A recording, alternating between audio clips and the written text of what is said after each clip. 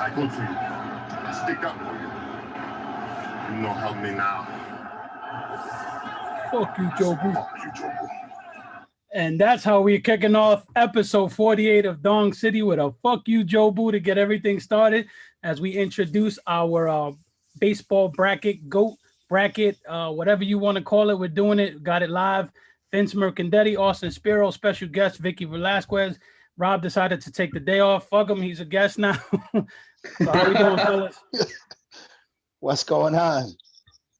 How we doing, Vince? Oh, I'm doing well. You start off with David Palmer from 24. I'm going to be a big fan of that. So excited to be here. I'm excited for everyone to join in here. This is it, the Dong City GOAT baseball movie bracket. And we're ready to get started. Austin, how you doing over there in rural California? Excited to be here. Well, right now my picture don't look too good. Dong City. Yeah. Austin's in rough shape early on, but we'll get that figured out as we move on here. That's that rural Wi-Fi, man. That shit ain't working. Yeah. They have to turn those wheels, get the electricity flowing. Maybe we need like a life group Wi-Fi network or something. That's next. That is next. But we'll get Austin back. Let's go right into it. We will go over the ground rules here. So we have 32 movies for the bracket. We are going to go through the first round of the entire tournament here tonight. With Rob dropping out for the night, the fifth vote now, the potential deciding vote, belongs to everyone watching. So as we go through here, you guys give your official votes. We'll try and tally them up as we go along, and whatever wins, you guys count now as an entire vote. If we have a 2-2 tie, that's the movie that's moving on. So that's the first thing. We are going by seed, so you've probably seen the bracket. We've posted it, 1 verse 32, 16 verse 17, etc. We'll go through there. I will provide a brief synopsis of each movie as we go. Then we'll discuss it. We'll put in our votes. We'll move forward. Hoping to be out of here in under 2 hours. We'll see how it goes. Thank you for joining us. And here we go. So let's start off here. Where the number one movie in this entire tournament is Long Gone. Kind of a cult movie. This really wasn't a movie that I think did too great in box office or anything like that, but it is ranked number one, and it's ranked number one because it has a 92 rating according to fans on Rotten Tomatoes. So it's the highest rated baseball movie ever to be released. It is made in 1987, takes place in Florida, so I automatically like it. The Tampico Stogies. My friend once won a Tampico cornhole board to tell you how Florida that is. But it's the story of the Tampico Stogies, a low minor league baseball team, the Gulf Coast League to be exact. Star player and manager Stud Cantrell, they battle for the league championship amid corruption and racism, which is going to be a big topic tonight. There's a few movies that are centered around this of the American South. Came out the same year as a different movie, centered on the 1957 season, which is interestingly enough, Perfect Game, which we'll get to as well, also centered on 1957, but Little League. So I found that fascinating. Anyway, that is Long Gone. It's going up against Fever Pitch, which was a much different type of movie. Lindsay's stuck in the middle of her relationship with Ben, his passion for the Boston Red Sox. It's a Farrelly Brothers movie. Drew Barrymore and Jimmy Fallon, two notable stars, are in it. 2005 debut right after the 04 Sox break their curse. So there we go. Those are the two movies. Let's start here. Ricky, why don't you start us off with your thoughts on Long Gone and Fever Pitch, and we'll go from there. Long Gone, I mean, it's the number one seed. I don't know how that got that rating. I mean, it's a decent watch. I think two notable quotes that I like from that movie, one for this group and then just one that I think it makes sense. One thing they said, it says, losing ain't good for attendance. And for those that always like to talk about the White Sox in attendance, if you don't win, we won't go. That's the first thing I liked about that. The second thing is that they kept referring every time they were getting ready to play a game, they said, let's go knock their dongs off, keeping it PG here. So because it's Dong City, I thought it was a good quote, I was going to touch on that. And Fever Pitch, it's a comedy. It's one of those things for uh, big generational gaps between these two movies. Very some laughable, parts in that movie. But I mean, if we're just going round one, I think for me, Long Gone takes it. But I don't see how this movie continues to survive, in my opinion, down the road. Yeah, it's a fair take. It's number one in the bracket. I don't think it has the clout of a number one, especially as we get to the other ones that are top four that would be number ones if these were regional. Austin, our other guest here, why don't you give us your thoughts on this matchup? You guys got me. We're good. Yeah, we hear you. Go ahead. Okay, cool. So I kind of have the same opinion as Ricky. Long Gone was a pretty decent watch. I enjoyed watching it. It's definitely not a favorite in my book. I felt like the storyline was kind of rushed a little bit. I did enjoy the quote, to keep it PG, let's go knock their dongs off. I thought that was pretty funny. But I don't think it's a number. I don't understand why it's a number one seed. Fever Pitch. It's a good watch if you're looking for some kind of lighthearted, comedy. It's not going to blow anybody away at the box office or anything like that. I think I agree with Ricky in this case. Neither one of them were, super great, but out of the two, I would pick Long Gone. Yeah, I mean, I think that's a fair take.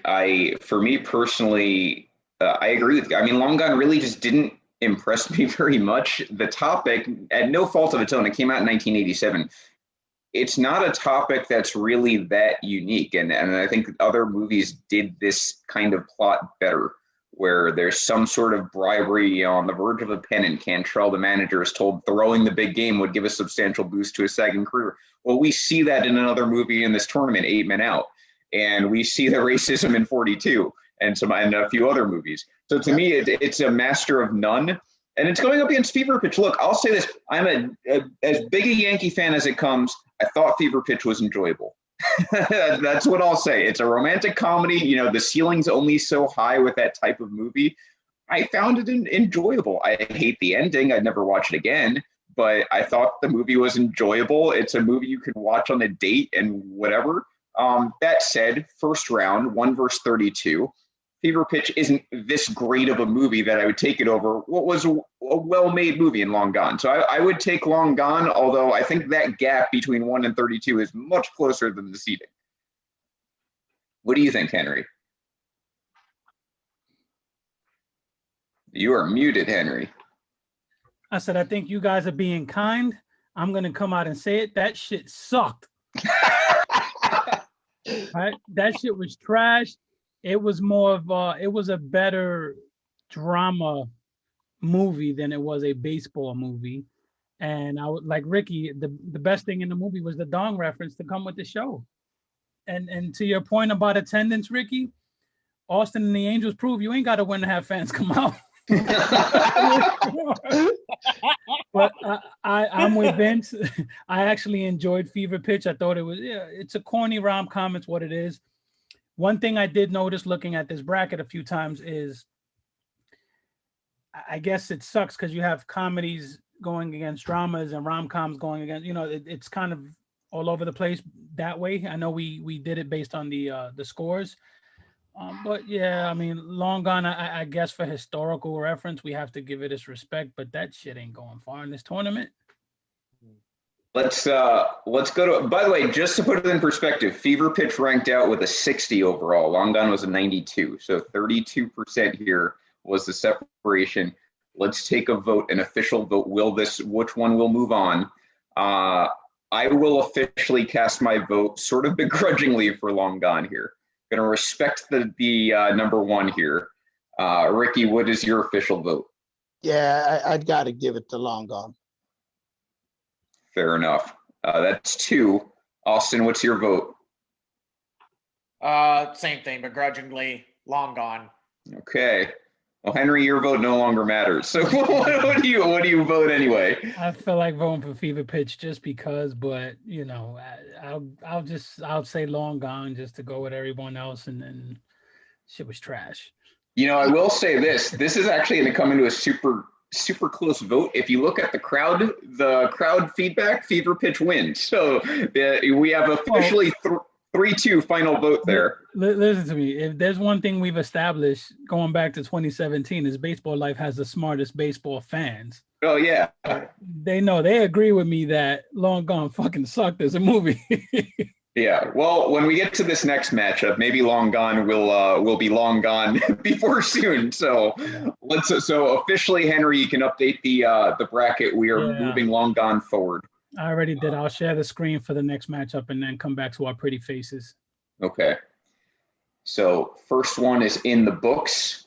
Thank you to everyone who voted on Fever Pitch. You lose this one, but we'll see for this next one.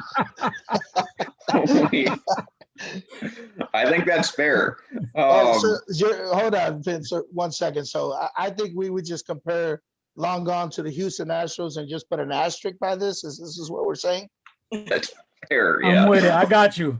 One round courtesy for being number one. That's what you get.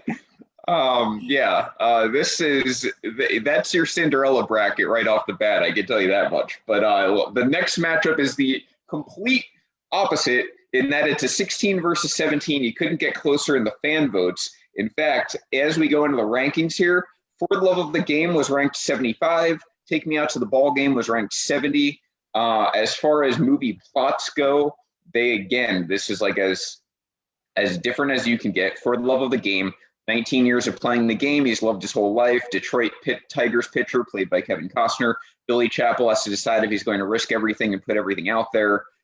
Kind of a cryptic tagline, if you will, but the gist of the story, this movie came out in 1999. Kevin Costner, Kelly Preston, John C. Reilly, J.K. Simmons, and a cameo by Vince Scully. It's a pretty star-studded cast. And it's going up against Take Me Out to the Ball Game, another one of those movies that really highly rated, not really well known. In 1908, a fictional baseball team, the Chicago Wolves, so almost yours, Ricky, start the season on the road against Washington Senators. Later, the Sox, Athletics, Indians, all AL teams. Two of its players, Eddie O'Brien, Dennis Ryan, who's played by Frank Sinatra. They're part-time vaudevillains. That doesn't even matter in modern-day life. The ball club status quo is turned on its head when the team winds up under new ownership. So here's the one thing I took away from this plot. The new ownership is a woman. Major League was heavily influenced by this plot. It's basically the same plot. Major League stole it. They made it into a comedy. That's my takeaway there. Let's talk about it. Henry, why don't you start us off? Give me your thoughts on these two movies. I'm going to agree with everything you just said with the Major League taking their plot because they really did. For the Love of the Game is one of those classic movies. I was kind of disappointed that it was a 16 ranking. I'm just going to lean toward that. Take Me Out to the Ball Game was okay. Wasn't crazy. I'm trying to find the right words not to sound... We're in different times, so I got to be careful here. No geriatric. Come on, say it. It's old, right? Like it came off old. So it definitely came off old, but the best part of the movie was Esther Williams. I mean, it's the best part of most movies. Yeah. I mean, Frank is Frank. You know, he has his own charm, but other than that, it felt like a Frank Sinatra, Jerry Lewis type movie, if you know what I mean. That feel to it. Yeah. Again, doesn't feel like a baseball movie. Did you feel like you're like not invited into that club? Is that like that kind of vibe? Growing up Puerto Rican in the Bronx wouldn't be the first time, bro. Yeah. That's kind of the vibe that I'm getting from you. Yeah. Again, at first I was thinking maybe the older movies didn't resonate with me, but some of the older movies did. So I just think Long Gone and this one was just meh to me. Yeah, that's fair. Austin, what do you think? Well, to be honest, I agree with Henry in that, what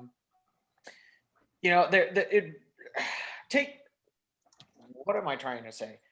Take Me Out to the Ball Game. Yeah, it's a typical Frank Sinatra movie. I didn't feel like it was a baseball movie. I felt it was more leaning towards like a musical type of movie, and Frank Sinatra just wanted to sing a little more. There's also a special place in my heart for the love of the game. So I'm seeing in the comments here, Renee has said that For the Love of the Game needs to be higher, and I wholeheartedly agree. Yep. I was shocked to hear at the unveiling that it was only 16. 16. Yeah. I feel like For the Love of the Game is a much better movie. That's one of those movies that I always love to watch, and if it's on, I'm turning it on because it's a good movie. So I love Kevin Costner in it. I love that they intertwined baseball with a different story, but it still felt like a baseball movie. Take Me Out to the Ball Game does not feel like a baseball movie. So Great. I should remind everyone, by the way, it is a 16 seed, which seems like kind of shit. But we did have 48 movies originally in this, so 16 is actually in the end of the top third. It's not like it's a completely terrible ranking. Like, this isn't a 16 seed up against a 1. It's just 16th overall. Just to clarify, I do agree it's still low. So just so everybody knows, that's Vince being Vince. That's Vince giving you a reason why the way he seated it is justifiable in a very Vince way. I'm seeing a lot of, I can't believe it's a 16 seed. I just want you all to know that it's 16th overall out of every movie ever made that relates to baseball. So it's not that awful. If Vince's answer was a Facebook post, it would be, see more with the dots at the end. And I have a lot more thoughts on my seating, but I'll leave it at that. Henry, what do you think of this matchup? I went first.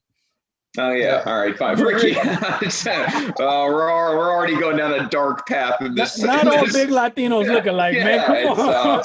He's got the Clemente hat. You have the Puerto Rican hat. I mean, I can't. Man. We got you have a red shirt on. I'm not going to be able to tell the difference. So it's just. It is a Clemente shirt. Yeah, right. You're confusing me. Ricky, I got the Puerto Rican flag somewhere here. But, listen, I'm the old guy in the room. And that old movie, it was still old to me. So, yeah, I passed on that. But, For the Love of the Game, to me, is one of those classics. And you get the real feel with Scully announcing the games. It's not like a cameo. I mean, he comes out throughout the whole movie and he's calling the game.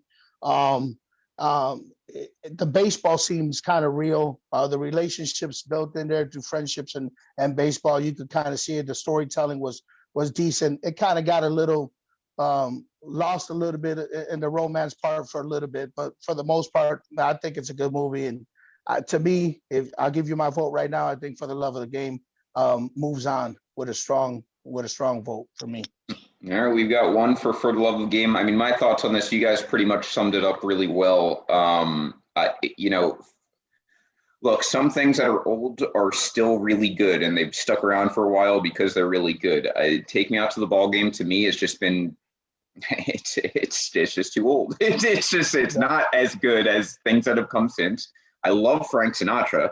I think I have to by law, being from New Jersey and Italian. But he's not enough to make that difference to me. And For Love of the Game is really like, if you want a feel for baseball, if you're introducing someone to baseball, that is a movie to show them. You're going to get all of the vibes, all of the rituals, all of the customs. And of course, Kevin Costner's like some sort of GOAT status as far as being in baseball movies. And that might be his best acting job in any of them. Yeah, so, he's the number one. He's the number one actor in baseball movies. I think he's in 3 of these, and that are actually in here. So he's the most. He's basically got his own Rushmore of baseball movies. So you have to respect that. My official vote. I'm with you, Ricky, and also with us is the entire crowd. I mean, this is an absolute pounding in the comments section. They all love For the Love of the Game, which really gives me vibes as far as what's going to happen in the Long Gone in the next round next week. Yep. But we're at 3-0. Henry and Austin, what are your official votes?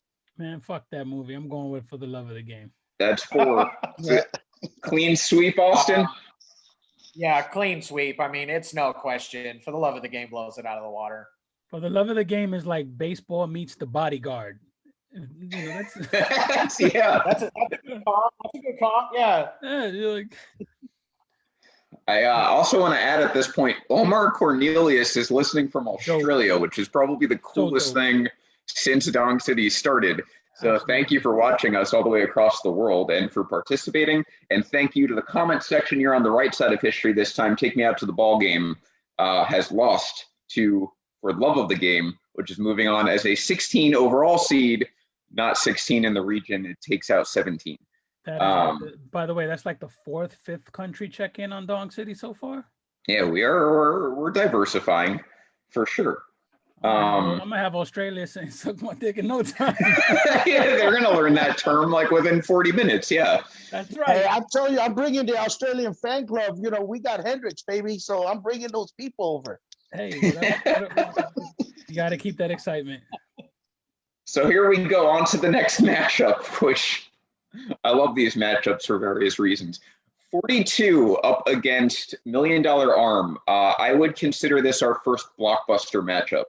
And 42, I think we all know the plot of. That is basically a biopic on Jackie Robinson, starring Chadwick Boseman before he became really Chadwick Boseman, and obviously rest in peace as he is now a passed away Chadwick Boseman. But that was one of his first big lead roles. Jackie Robinson. Super random, but Chadwick Boseman did win a Golden Globe last night. Thank you. Yep. So adding on, pulling a little Heath Ledger there, winning awards after he has passed away. This is, I mean, it's Jackie Robinson. So I think most of us are baseball fans watching and in here, obviously, you're going to experience the visceral racism that Jackie Robinson had to go through in his Brooklyn Dodger days. You're taken through his career, the pressure he faced as he, is breaking the color barrier in Major League Baseball, going up against a Disney movie, $1 Million Arm, starring John Hamm. So couldn't get whiter than that as a counter. And and it's about, this is a story that I remember in real life, and that was that they gave basically a tryout. Of course, it's the Pittsburgh Pirates who end up in the end selecting these two guys, but basically two Indian pitchers who get a contract to join the Pirates organization based on open tryouts as pitchers. So it's the story of that. You can tell that I am now going to half-ass the plots going forward. That was my first attempt at it. So let's get into it here. Who wants to start as far as compare? They're two very tough movies to compare, but let's hear your guys' thoughts on $1 Million Arm and 42. Well, let me just start by saying this. The Pirates are still looking for pitching. So if anybody wants to try out, spring training's going on right now. You can still try out for the Pirates. 42, I mean, it's a historical, going up against a movie like 42 with the historical connotation that it holds.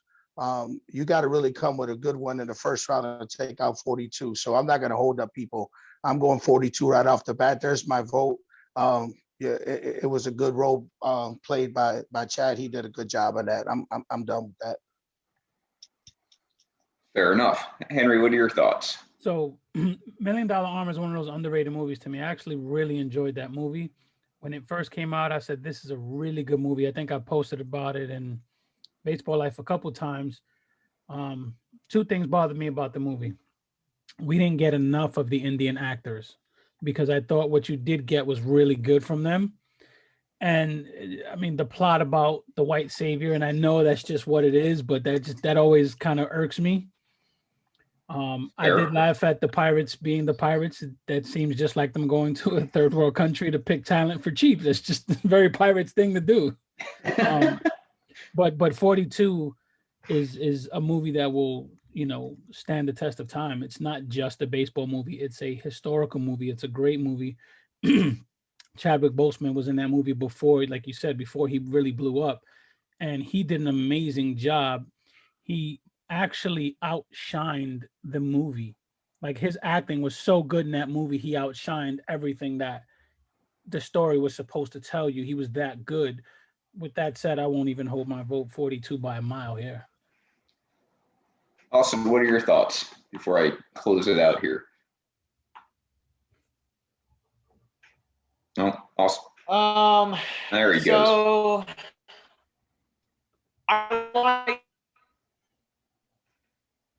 I think he said 42. I think that's auto. I think that's auto tune for 42. Yeah. Now we can see you. I'm gonna need the guys in the comment section to do me a favor, because Austin is freezing in these really hysterical poses every time. I'm gonna need screenshots of this shit. He's just like freezing at the perfect time. So I need some screenshots, but go ahead, Vince. We'll see. You guys got me? Yeah, you're back. Give us your thoughts. Okay, so really quick, I liked both movies. And before I give my take here, just so you all know, the Austin Spiro is alive for you in the comments. I'm Cole Calhoun. I actually liked Million Dollar Arm a little bit more than 42, and here's why. They're great movies, both of them are. I felt like, in my opinion, 42 is a little too glorified. It spends a lot of moments just glorifying the moment, and I feel like it was, for me, it was too much. While I don't really care for the fact that JB Bernstein is the savior of the Indian players, and I don't really care for that plot. I felt like 42 was too over glorified. Chadwick Boseman, may he rest in peace, is a great Jackie Robinson. Harrison Ford does a great Branch Rickey. But I think the movie overall, it's too glorifying, and it was just too much for me. So, in my opinion, Million Dollar Arm just edges 42. Again, my name is Cole Calhoun, not Austin Spiro. That is that's fair. My thoughts on this. I loved 42. I had Chadwick Boseman. Really, in hindsight, one of my favorite actors, only because I've shared my story in pop culture life. When I watched Black Panther, it opened up something inside of me. I was watching it next to a little African-American kid, and seeing his reaction when he's watching this movie, it meant something to me more than me watching the movie. And with 42, not only did I feel that way, from a racial standpoint, but I saw that movie in the theaters with my wife, who is not, she doesn't really follow baseball at all. She loved that movie. Loved the plot, didn't know anything really about Jackie Robinson. It opened her eyes, and that was really that's what you want out of a movie to me, is that opened a totally different perspective in my mind I never would have had. I personally liked 42. I do agree with you, Austin. I think that the movie itself had some problems. I don't think it was a perfect execution of what it could have been for something as powerful as Jackie Robinson. But in this case, I'm going to take it over Million Dollar Arm. Million Dollar Arm, look, it's a cookie cutter Disney movie. It's based on real story, which is bonus points for me. The real story is impressive, but there's nothing that sticks out that makes it amazing to me. So in that case, I'm just going to take the plot, the actual real life plots. If you compare them, Jackie Robinson's up here and Million Dollar Arm isn't. So for me, that's how I'm making my decision, but I do not fault you at all for your opinion of the movie itself. But I'm going with 42. It looks like the crowd is also agreeing with 42. There were a couple of opposing votes, but for the most part, majority goes 42. It's going to advance 4-1. For shits and giggles, I changed Austin's name.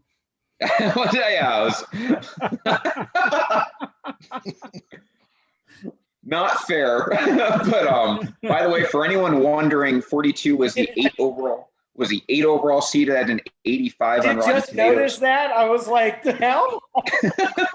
I'm you spelled Cole Calhoun wrong, and then I realized what you did. 42 got an 85, and Million Dollar Arm got a 68. So I'll say again, Million Dollar Arm was very underrated, though. Yeah, and I think I'm going to do a complete 180 with you when we get to this next movie matchup, because I have a feeling as to how it's going to go, and I have thoughts on that, but we're doing Major League up against It Happens Every Spring. I'm going to preface this matchup by saying, in every bracket I've ever done, every poll I've ever done about baseball movies, Major League just seems to steamroll everything. And it's a very entertaining movie, and we'll get into that in a second. The plot of it, by the way, as we established, is a ripoff of a former movie. But basically, you have former Vegas showgirl Rachel Phelps inherits the Cleveland Indians from her deceased husband. She basically wants to sabotage them so they could relocate to Miami. The team kind of rallies behind that, starts winning inexplicably, and it's a comedy. And it's a very, very good comedy. Also does a great job of showing, kind of the baseball fraternity, if you will. It Happens Every Spring, in my mind, is probably going to be a victim to people having never heard of it, but I was actually forced to watch it as a child.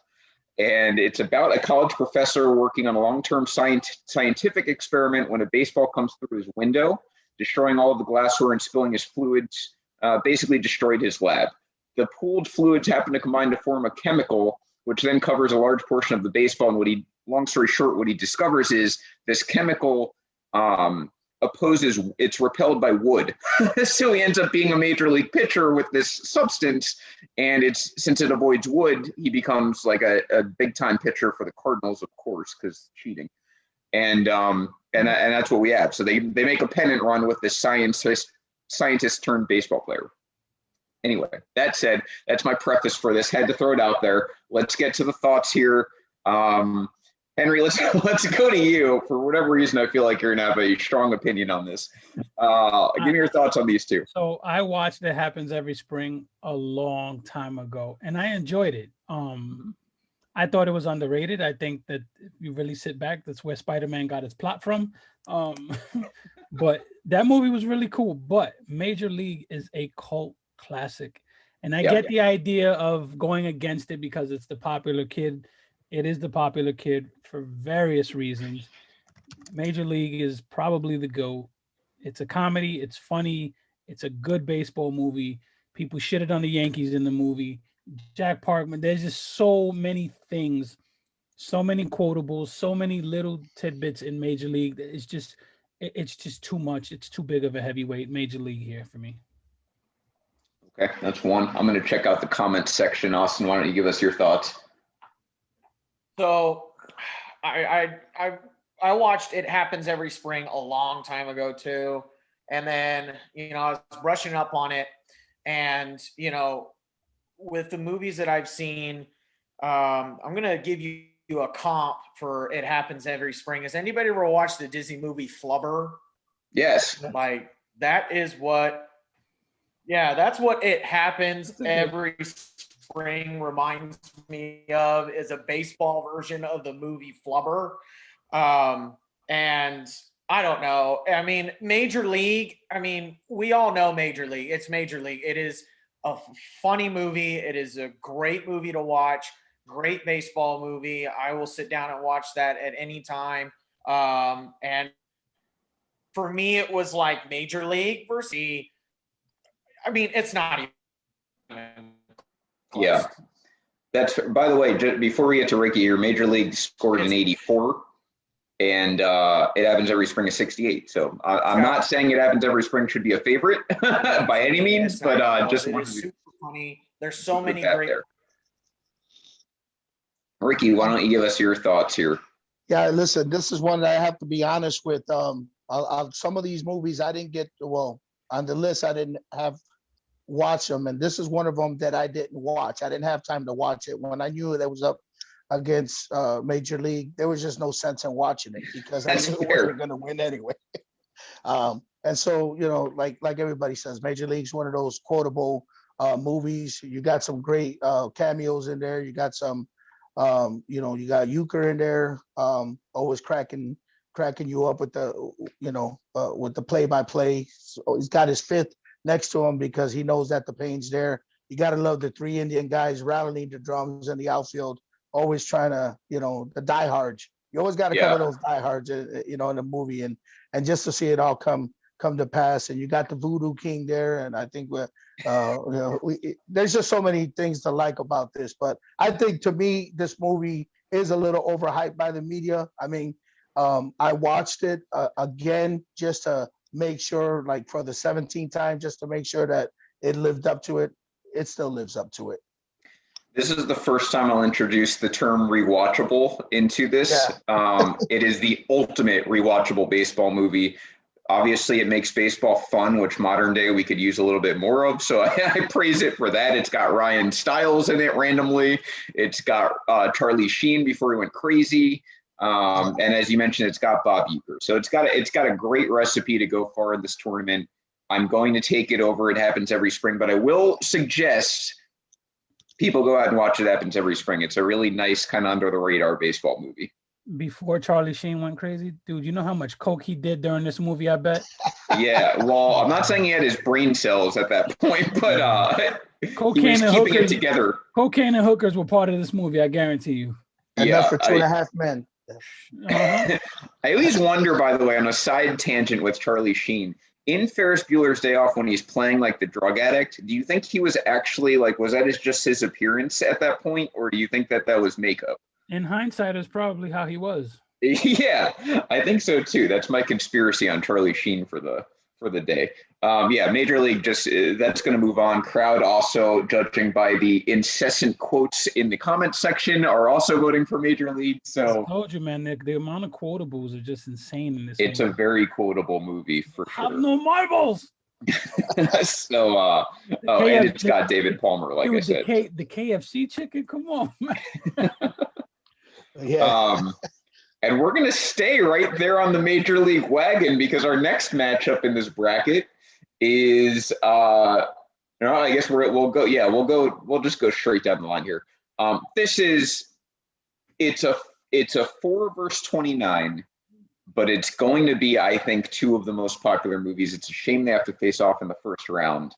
That is Sandlot versus Major League 2. I almost don't want to give movie plots for this because if you haven't seen either of them, I don't know why you follow baseball. They're both absolute classics. Major League 2, obviously the sequel to Major League 1.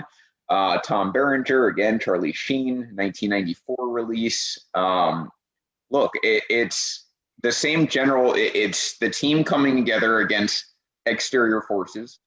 Again, a comedy. Some will argue it might be better than the first one. And that's the gist of it. And it's going up against Sandlot, which was the number 4. Sandlot had an overall score of 89, which was, again, the 4th best.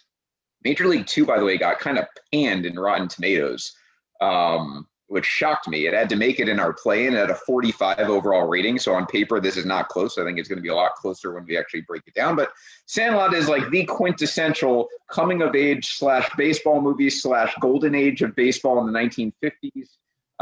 It's got a remarkably diverse cast, which I give points to. Basically, it's just about the summer of 1962 with a bunch of kids playing in the Sandlot. I mean, we've all seen the movie, I'm sure. Let's kick it off here. Ricky, why don't you start us off? Listen, The Sandlot to me is one of my favorite, baseball movies. It's something about when you put kids in a movie and the innocence of kids falling in love with the game of baseball. It's just something that hits home with me. That's the way I grew up on the East Coast, was playing that Sandlot baseball. So we didn't do a lot of video games when I was growing up. Video games didn't exist. It was going outside and playing games. So getting together with your friends and all the stories and going to the local swimming pool. I can relate to this movie heavy. Major League 2 is a sequel. When you get into sequels, it's a lot of the same things. You get an opportunity to make some things right, but at the end of the day, it's just a story that continues to carry on. More comedy, likable movie, enjoyable movie. But when it comes up against Sandlot, to me, this is my favorite. So I really enjoyed both movies, but I got to give the edge to Sandlot here. Okay, Austin. Okay, so Major League 2. It's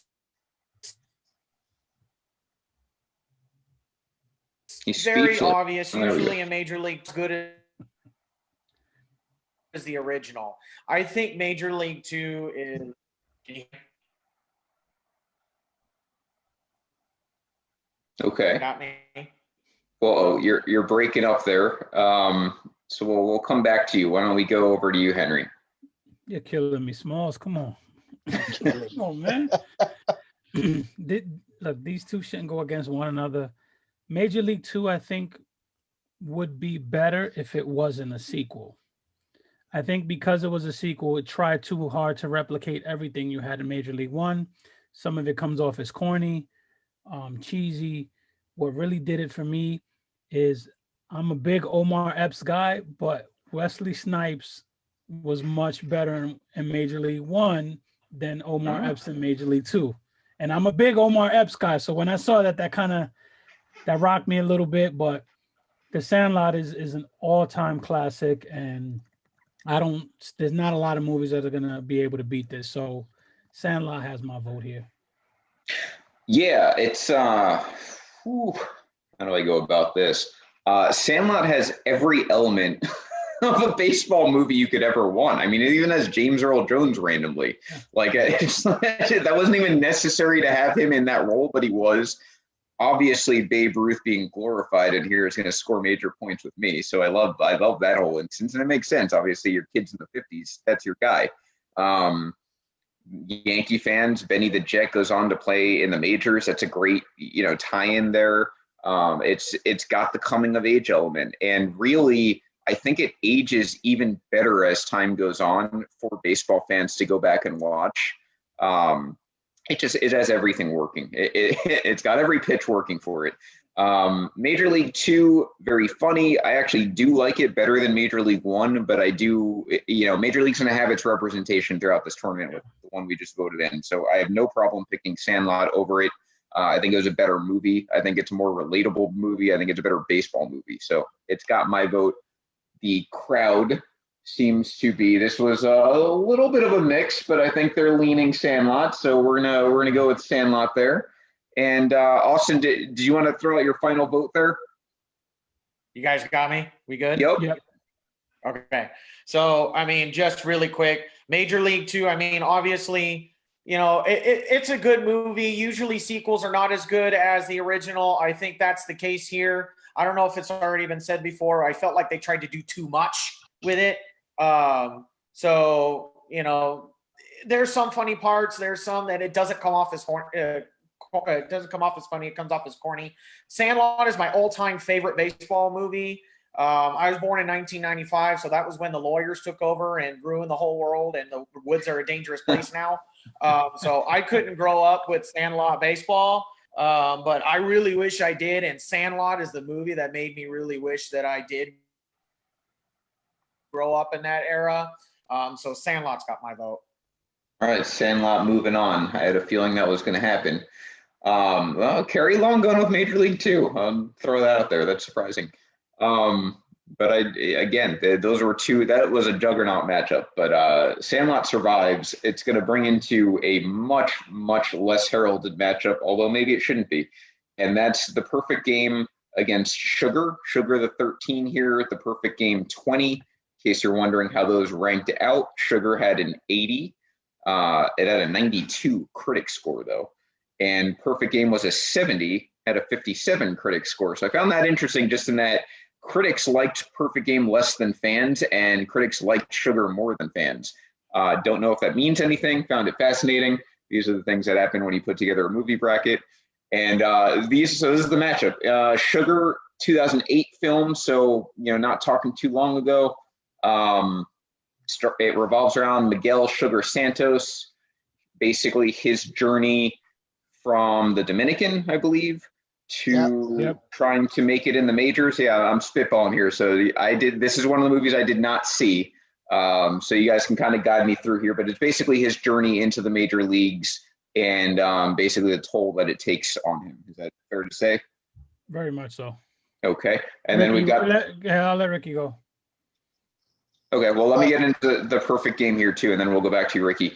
The Perfect Game follows the Monterrey, Mexico 1957 Little League team, their journey from starting out in Mexico to basically upsetting everyone in the Little League World Series in 1957. They were the first international team to ever win the Little League World Series, and they did it via Perfect Game in the championship. So I actually had to look up to make sure that was a true story. It is. And that is how cool. Amazing that movie was to me. So Ricky, we'll go to you. Let's kick it off here. Your thoughts on Sugar and The Perfect Game. Yeah, so both were great movies. Two different movies. I think Sugar is that type of movie for the baseball purist. I mean, if you want to see the grind, what it takes, especially from somebody from the outside, from like Dominican Republic, some of these different places that come to try to play Major League Baseball. And it's a whole new world for them going into, single A baseball, not knowing the language, not knowing and understanding the culture. It's just a great journey. Two quotable things from that movie. One, I'll say in Spanish, and the thing that he tells them is, la vida te da muchas oportunidades, pero la pelota solamente te da una. And what that means is that in life, you'll have many opportunities, but in baseball, you only get one. you got all these people that are waiting to take your spot. So if you get hurt or you don't play, you're probably not going to make it in the show. And so it follows the story of this young kid who really wants to make it, but when when he gets down to it, he's got anger issues. He's frustrated. And the other one, I had to look up to see if it was true as well, because that movie actually, that team that played in the finals was from Bridgeport, Connecticut. I lived in Bridgeport, Connecticut back in the day. And so I was like, hold on a second. This is a time I was playing baseball. Let me see if I knew some of these players, but there was a couple years ahead of me. But at the same time, that was a pretty interesting movie. It felt more like it was a made up story, but to me, it was a true story, and it came out and played good. So, but I'm gonna hold my reservation to the end to announce who I'm gonna go with. Henry, what are your thoughts? The Perfect Game is actually pretty underrated. It's actually a really good movie. The best part about it to me is you get to see Cheech Marin not smoking weed. Yeah, and he's also in clergy, which makes it funnier. Yeah. So it's like that had to get some taking used to. But I think Sugar is one of the best baseball movies I've ever seen. It just hits hard. It hits through all the shit that a minor leaguer goes through, getting paid peanuts, traveling like shit, getting shitted on, being treated like shit. It goes through the trials and tribulations of coming to this country, not knowing English, where English is your second language, and having to deal with the cultural barriers as well as, the athletic barriers. And that movie to me was just absolutely amazing. I don't know if it's a true story or not, but it felt like about as real as a movie about a minor league player coming over from another country as you can possibly get. That to me, that movie was just phenomenal. So I'm a Sugar dude. Hey, no homo. Yeah, so like I said, I haven't seen all of Sugar. Unfortunately, it's remarkably hard to find. But I love that kind of story, and I researched the plot heavily. It's the ultimate story about how baseball works, how hard it is. It's so much harder than other sports. You are coming a lot of times from a country where you just have nothing, and you're trying to get through several levels of competition just to make it. And then even then, your job's really never safe unless you're in an elite of the elite type of player. So I love that concept. Now, The Perfect Game, here's my thoughts on it. It's like a 2-hour movie. The first hour of it did not really do much for me. It was mostly in Mexico and kind of establishing how the team forms. I felt like it was lacking a lot in that regard. The second hour, though, is incredible. Once they get into the Little League World Series, very gripping. There's a father-son thing. I feel like that always scores 1,000,000 points for me in baseball movies when there's a father-son plot involved. There's a love story involved. It's obviously kids. There's a few different movies in this tournament with kids being, the centralized characters. My one major beef with The Perfect Game is that the action shots are god-awful in that movie. I don't know what it is about it. All of them are very short. I don't know if the actors just couldn't perform what they were asking or whatever it was, but there's just it drove me nuts. The plot itself, though, is great. It's a quintessential Little League type story. I was totally gripped by it. I'll go with that as my choice, even though I feel like I know how this is going to end. But I'll throw out a vote for The Perfect Game. Just an incredible actual real life story. Austin, what are your thoughts? No, we don't have an Austin here. I don't think it matters for this matchup. Well, actually, no, Ricky, you haven't thrown out your vote yet. I haven't thrown out my vote. And I'm going to say, when I came into, I wanted to hear the dialogue around this. So I kind of said in our pregame meeting, there was something about the movie Sugar that kind of turned me off. But one of the questions I was asked in a dialogue, he was asked who was his favorite player growing up, and he said Robinson Cano. Didn't have a problem with that. And then when the kid told him, who's yours, he said Roberto Clemente. And the guy said, who? And as soon as he said who, I was like, oh, this movie's losing. It doesn't even matter. But it has a nice little comeback at the end where the kid gives him a Roberto Clemente book. He ends up reading it. And at the end, they ask him again, who's your favorite player? And he says Roberto Clemente. I'm rocking the Clemente. I'm rocking with Sugar. it is an awesome watch. It's not going to be a movie full of laughs. It's not going to be one of those things. But if you want to get into the grind of baseball and how to make it to the show, that's a watch. And to me, Sugar gets the nod there. I should throw this out there before we get back to Austin. One of the things I thought was really neat about The Perfect Game is that Cool Papa Bell really was the groundskeeper. And that there's a scene in the movie where the American kids basically like disregard him as this groundskeeper. No one actually knows who he is. And the Mexican kids actually learn the pitcher that they're facing is tipping his pitches because Cool Papa Bell tells them, and he was the groundskeeper. Yeah, that's so freaking cool that I don't even know what to do with that information, but it had to be said here. Austin, I'll try again. This is a tight vote, by the way. Even in the comment section, throw your official votes out in the comment sections. I think we're tied right now. Austin, what are your thoughts? You guys got me now? Yes. Yeah. Okay, cool. All right. So I had seen Perfect Game when it came out in the theaters. I agree. I thought it was really weird seeing Cheech Marin not smoking weed and also a clergyman. That was really odd to watch. But I'm going to be honest with you guys. I watched The Perfect Game in theaters and forgot. That's how much it really resonated with me. I forgot that I had watched it. I looked it up and was like, oh yeah, that movie. It didn't really do anything for me. I thought, I feel like it did not do the actual true story justice. So, there's that, but I had never seen Sugar. So I couldn't find it. I learned later it was on Stars, but I could not find it. I read the plot. I watched some trailers, and the trailers captivated me more than The Perfect Game did. So I really, really want to watch Sugar. It seems like a really great movie and a really great example of how truly hard it is to make the majors. So my vote's going to go for Sugar. Okay, well that does it. I think in the comment section it actually went Perfect Game by a 4-3 vote, but it doesn't matter. It's 3-1 here on the panel, so it's going to be 3-2 even if that is the case. So Sugar is moving on here.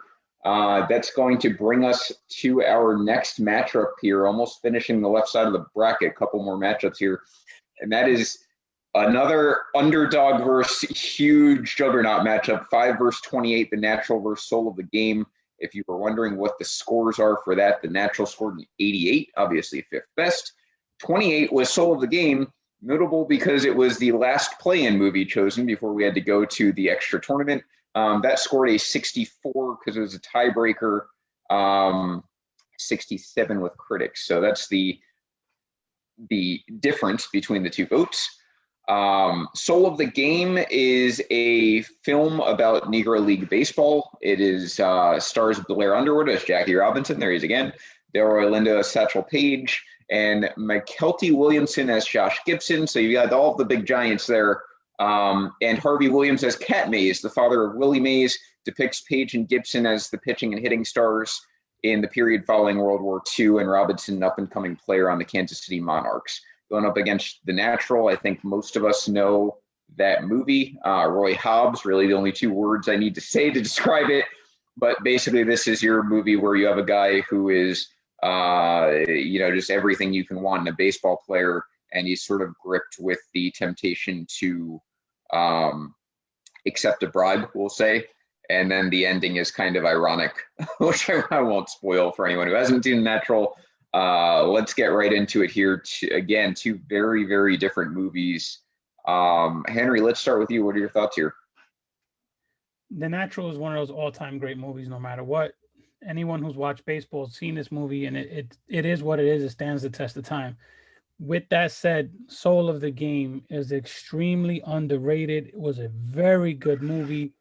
I loved it from start to finish. I've seen it many, many times, and my only complaint is it was only 90 minutes long.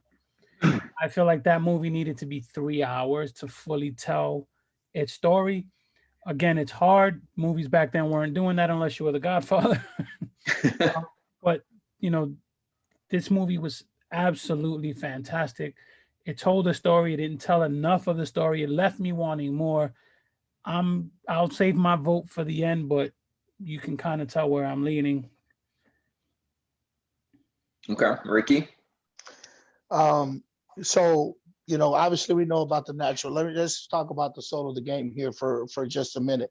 I had never watched this movie. This is the first time I got to watch this movie this week. Like Henry, I thoroughly enjoyed this movie. I was surprised that it ranked so low. Mhm. I don't know, maybe the budget probably wasn't there. Maybe the big name, it wasn't backed. I don't know what the reasoning is, but as a historical movie, this is just a great prequel to 42. So following that Jackie Robinson story and understanding a little bit past that, but not only that, but just the history of the Negro League and what that represented, and players like Gibson, who for his career had an insane amount of home runs that didn't count. I think it was 957. Somebody correct me in the comments, somewhere along that era. And this guy died at 36, so he never had an opportunity. He had some mental issues that according to the movie, that he dealt with. So diving into some of these characters, I wish the movie was long as well. It left me wanting more. I really, really enjoyed this movie. Fair enough. I'll add into it. Soul of the Game I had never seen.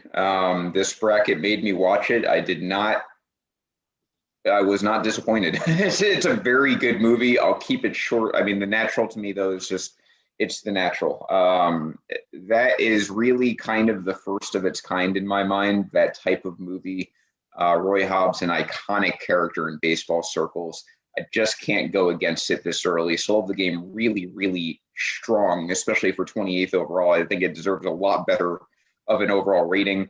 But The Natural is an all-time classic. You can argue it's on the Rushmore of baseball movies in terms of importance and feel and everything like that. So it's going to get my vote, but absolute respect to Soul of the Game. I'm so glad that I was able to watch it. I'm so glad that it has a presence in this tournament. It was nominated and it didn't have to go through a play-in. So those are my thoughts there. Austin, let's try you out here. What are your thoughts? All right, so two bits of trivia here. First of all, I know that you guys were saying it was too short, wanted more. This was actually a TV movie, so it did not make it into the theaters, and that's probably why there isn't as much to the story, is because, well, they need to fit it into regular programming on the television. The second one is, does anybody want to take a stab at a notable role that the guy who played Josh Gibson played in another movie? I am not sure. Didn't he play the boxer in Harlem Nights? The notable role that I was going to say, I bet that's not where he was going with it. Bubba from Forrest Gump. Oh, that's right. Wow. Bubba, yeah. I like Bubba that. Forrest Gump. As soon as I saw that movie, I'm like, that guy's Bubba. That's a good. Anyway, The Natural, I think we all said it's a juggernaut. It's a good movie. Soul of the Game, man, I really enjoyed that movie. I loved diving into all of the characters, the Satchel Paige, the Josh Gibson, all of it. I really loved the storyline. I love diving into all the characters. I love that storyline because I had never heard that storyline. I never understood why. I know Jackie Robinson is he's a character that extends beyond baseball, but I never understood why Jackie Robinson at that point in time. That helped me understand why I never knew about Josh Gibson's struggle with mental health or anything like that. This is a really, really, really good movie. I think I'm going to wait and see, or I think I'm going to hold my vote until the official vote here. Okay. I will say this. I will say with, Major League Baseball adopting the Negro League records as official records in their books, I will say with everything going on in our society where representation is becoming more of an important thing, I think these Negro League stories need to be told more. Mm-hmm. We need a Josh Gibson movie. Like I've always advocated for Roberto Clemente movie. We need a Josh Gibson movie. We need a Satchel Paige movie. We need a big blockbuster budgeted back movie about the entire Negro Leagues. We need more of these wonderful mammoths in Negro League baseball stories to be told. We need more books. We need more everything. So Major League Baseball took a step. I challenged them to take a step further and financially invest in the stories of these players being told in the proper context and in the right way. I think Corey mentioned it was an HBO movie, which to your point, Austin, I need a big budget movie. I need big fucking stars. I need a lot of money. I need marketing put behind this. I need these guys to be household names to kids who are going to be baseball fans already or haven't become baseball fans, but will. Kids who are in little leagues, I want them to start saying, fuck Mike Trout, I'm Josh Gibson. Like, I want to see shit like that happen. And this is a step in that direction to me. Don't start a war, Henry. Don't start a war. I got to throw out there, by the way, Corey Richmond's been on top of everything so far in the comment section today. You do the Bubba Gump trivia as well. Yeah, I mean, all good points, right? Especially in a sport where we are trying to appeal to inner city kids. We've lost that demographic modern day. We're losing youth in general. This is obvious stuff. And Henry, we've talked about it on previous Dong Cities as it appeals, as it pertains to Roberto Clemente, Josh Gibson, another one. You're talking about a second Babe Ruth, except one that no one knows about. Like, this is no one knows about, and historians say was better, and you know, some historians say he was better. Like, this is a mammoth in the sport that we don't know enough about. And then you add his mental issues and the things he dealt with back then. That's a story that needs to be told.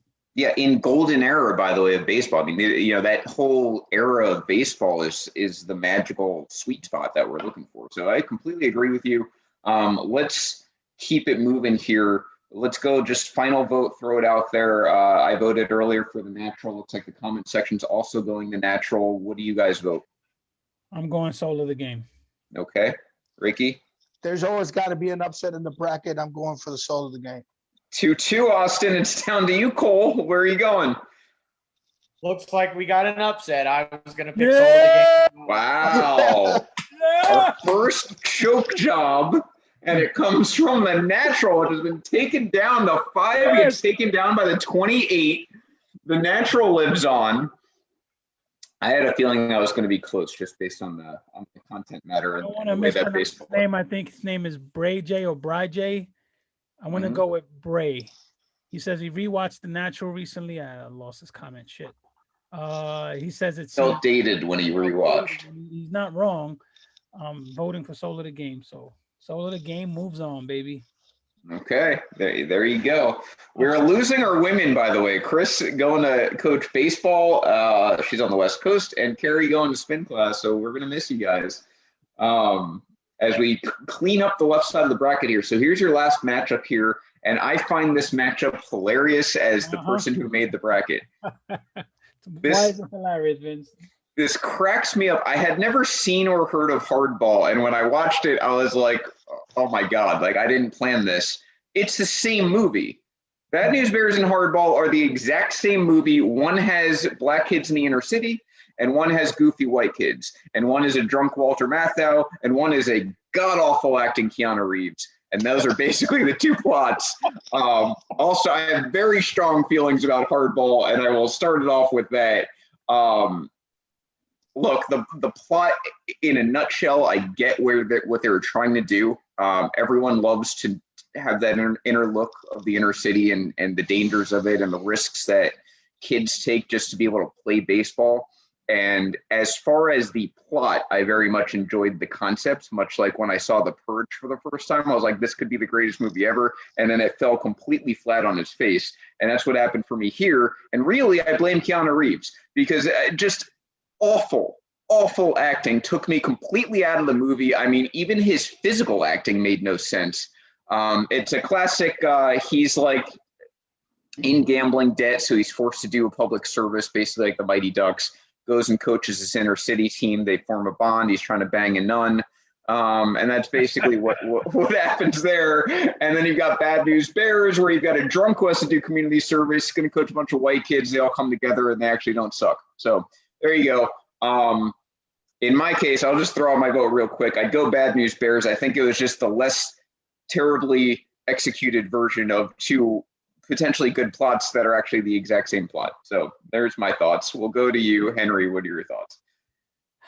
It sucked because I enjoyed Hardball, but like you, Keanu Reeves sucks so bad. So bad. So here's my thing. Walter Matthau was a better on-screen character than the Keanu Reeves, but the kids in Hardball were better than the kids in Bad News Bears. That's also fair. Yeah. So it sucked. I want to vote for Hardball, but Bad News Bears was first, and it's slightly better, but the kids in Hardball kicked ass. We are, for the record, by the way, I used Walter Matthau specifically. We are going for the older one. That's the one that officially was voted in, not the remake with Billy Bob Thornton. Just to clarify, in case that makes a difference for anyone in the comment section. Completely agree with you, by the way, Henry. Ricky, let's go to you. What are your thoughts here? Well, I grew up on Bad News Bears. I didn't have to, rewatch it. Those are one of the movies I went to go see in the movies. I love that movie. It's one of those rewatchable ones for me. But when you look at some of the dialogue that's in that movie, some of the things that it would never pass for today, it's pretty bad. There's I think Tanner says something and I have to kind of paraphrase here. His quote is, "All we got in this team is a bunch of people from Israel, Puerto Rico, the N-word, and some pansies and a booger-eating moron." And I'm telling you, you'd say something like that today, and you talk about cancel culture, it would be done. We can't do that. But I still love Bad News Bears. Fair, all fair. Austin? That was going to be my comment. I felt like Hardball was just an attempt to modernize Bad News Bears. They were the exact same. And I have to say, I'm really disappointed in Keanu Reeves for being that terrible in a movie. Another bit of trivia. So two rounds in a row of trivia. There's actually a very notable actor that plays one of the kids. One of the kids is Michael B. Jordan. Yeah. So Michael B. Jordan plays Jamal in the movie. But it's so bad. Hardball is Keanu Reeves really throws it. I agree. The kids were better in Hardball, but Keanu Reeves is so bad in it that I stopped watching it halfway through. It was just so bad. Bad News Bears. I actually got a chuckle out of it, and it reminded me of a bunch of the little league teams that I sucked at, or we sucked on, except we didn't turn around and we're good. We sucked the whole season. My vote here, I don't think it's a question. I got to go with Bad News Bears. Keanu Reeves just really turns me off in that movie. I could not finish that movie. Ricky, what's your official vote? Yeah, I go Bad News Bears. In case you didn't hear. Henry, you have a differing vote, or are you gonna agree here? I will say Bad News Bears, but to Leon's point, G Baby was the star of that movie, and I don't know. I don't care how old you are, how tough you are. When that kid dies, that shit doesn't hurt. Yeah. So they did a good job there. Again, the kids were the star of this movie. But I'm going to go with Bad News Bears. Yeah, I think that's completely fair. Even, I forget his name, the fat kid who, Jefferson. Yes, thank you. Jefferson just going home is like a world war for him. I thought that they actually did really well just to show, you can sense the panic just having to get into his house, which he doesn't end up being able to do. And then he goes into the hospital. I mean, it's just really awful stuff.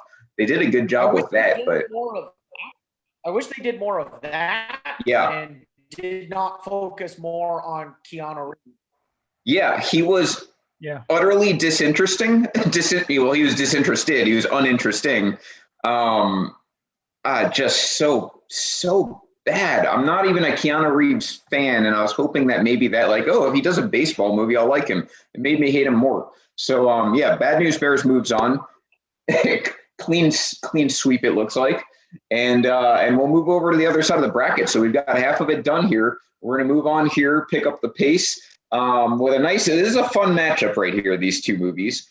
Moving on to the other side, 61, if we were doing a classic tournament, would be number one. It's actually the second overall movie in the entire bracket, coming in with a solid score of 90. Only that and Long Gone had scores of 90 in the entire tournament.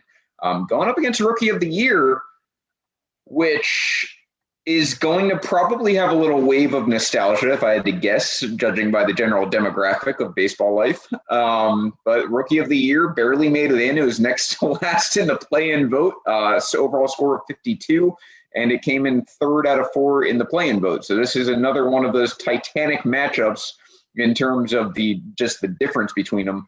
61's number 2 seed, Rookie of the Year is 31. 61, of course, is the family of late Roger Maris going to Busch Stadium to witness Mark McGwire and the Cardinals. He breaks their father's home run record, takes you through that. And then it goes back to, Maris and Mantle and their story. Rookie of the Year is about Henry Rowan Gardner, obviously a fictional story. He's like a 12-year-old or whatever, breaks his arm. His arm actually turns into magical powers. He could throw 100 miles per hour because of some weird thing with it. What's that? Flubber. Yeah, joins the Cubs, a lot of goofy guys, becomes one of the guys, ends up pitching them into like big matchups. Of course, the Yankees are the bad guys. And yeah, being banged out by a player. Yes, his mom getting tossed around. So anyway, those are your two matchups. I mean, one obviously a kid's classic '90s movie. It involves the lovable loser Cubs at the time. Every kid's dream playing in the major leagues. Very quotable movie. Going up against 61, which was a rock solid movie. People aren't going to want to hear that. It obviously is very Yankee centric, directed by Billy Crystal and about mostly Maris and Mantle. But it is a really strong movie in my mind. Let's kick it off here. We'll go to you, Austin. Start us off. So,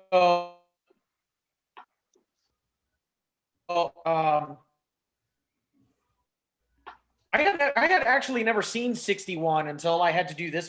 So it was. I am thankful to. Time out. You guys hear that? This bracket. So That's about as New York as you get, Mr. Softy, in the middle of winter. let me. Go ahead there. Austin, you are breaking up there, Yeah, but we stopped for a Mr. Softy break. So Austin, we'll come back to you. Ricky, why don't you give us your thoughts here? Rookie of the Year is one of those movies I had never seen because it was Cub themed. We don't do the Cubs here in my household, but I actually had my daughter to come and watch this movie with me.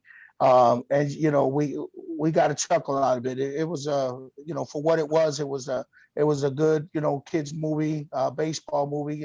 It wasn't realistic. The pitching form were terrible.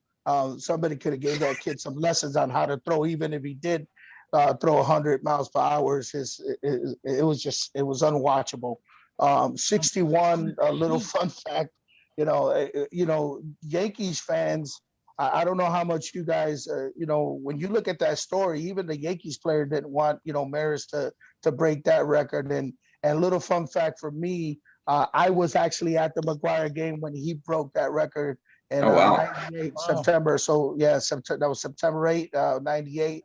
I was there. The Cubs were playing St. Louis, actually won a contest and got flown out to St. Louis, was sitting in Big Mac land when he broke that, and the family came out.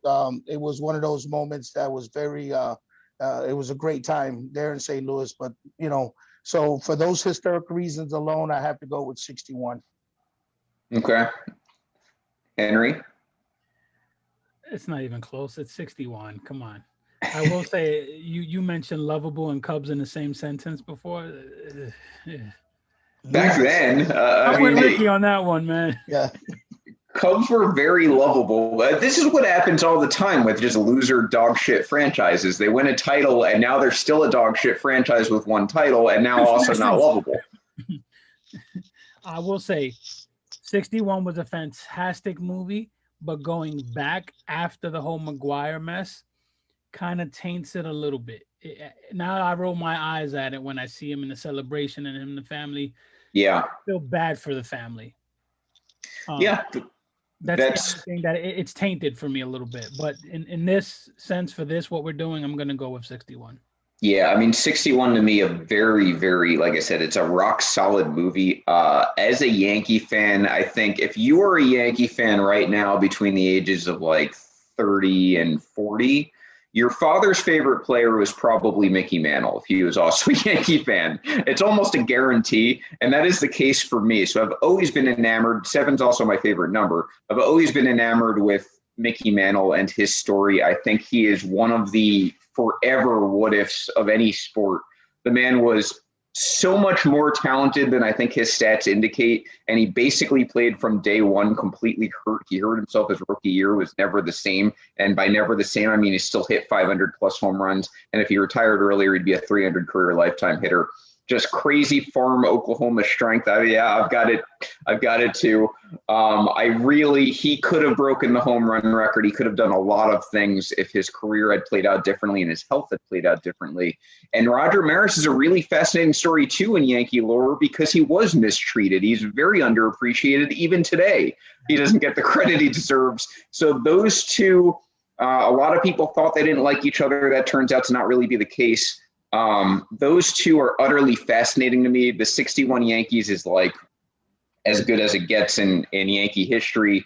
And 1998 is probably right there also, as good as it gets in Yankee history. So if you're a Yankee fan, it is house money watching this movie.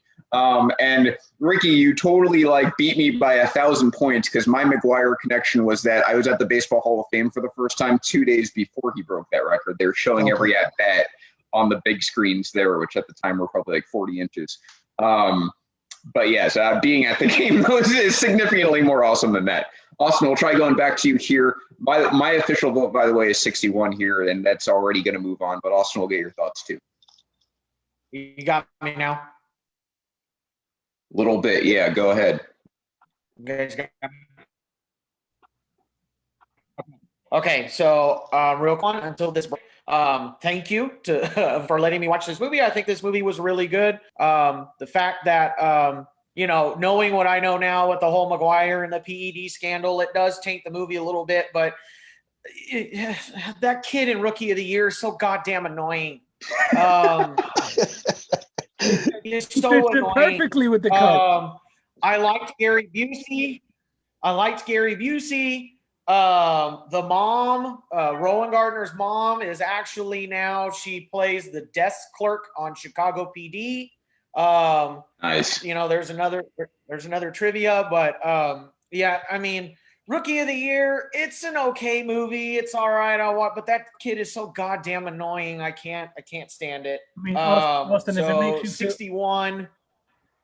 Go ahead. 61 is better. Yeah. By the way, that kid goes on to play in the American Pie movies. Another bit of trivia. I'm sure everyone knew it, but it was worth pointing out officially. 61 moves on clean sweep. That's a strong number 2. Takes out Rookie of the Year. Now we move on to another interesting matchup here. The rookie, not to be confused with Rookie of the Year, going up against Fear Strikes Out. If my computer was cooperating better, I would already have these plots, but I don't. So give me a moment. If any of you want to start, I'll go into the plot in a second, but if any of you want to start, feel free. Ricky, you want to go? Not really. Well, I've never seen Fear Strikes Out. When I looked it up and I tried to watch it over the weekend, I saw Red Sox over it. So that was a no-no for me. I didn't have time to watch it. I saw the Red Sox. So automatically that's not getting my vote. By the way, Fear Strikes Out, guess what movie it came, or what year it comes out? 1957. I don't know what it is about that year in baseball movies, but everything seems to revolve around it. It stars, I'm sure his name is Jimmy. Of course it's Jimmy. Yeah, Jimmy Pearsall, a tell-all biography from the sandlots of Waterbury, Connecticut. There you go, Ricky. By the way, I also lived in Connecticut, not too far from Bridgeport, but definitely in an area that was not Bridgeport. to the Red Probably Sox. Westport. I wish, yeah. I was in Stamford, so not quite Westport. But yeah, Carl Malden plays his domineering father, so you go father-son connection. Basically, yeah, it's a kid who grows up in Connecticut, goes on to play for the Red Sox, like everything Henry and I would hate. But Pearsall, there's a mental illness aspect to it, goes into a mental institution. Playing for the Red Sox, you got to be mental. Yeah, he has some revelations from basically having mental illness. So that's that one. The Rookie, probably a little more known by the masses, another Disney movie. Jim Norris, son of a career Navy man, moves the family from Hollywood to Big Lake, Texas. He's old. I think he's like in his 40s by baseball standards, ends up playing for the Tampa Bay Devil Rays because, of course, back then, and ends up making it as a very old rookie.